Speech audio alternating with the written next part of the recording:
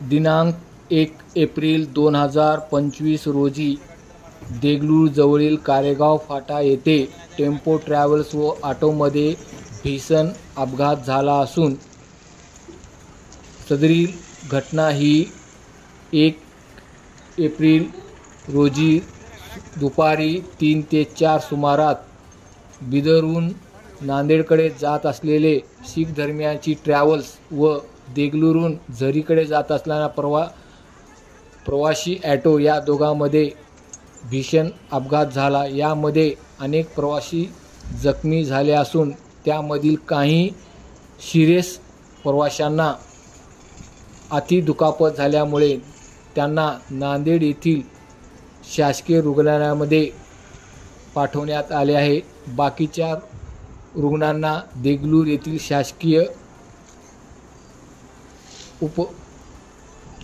रुग्णालयामध्ये उपचार चालू आहे।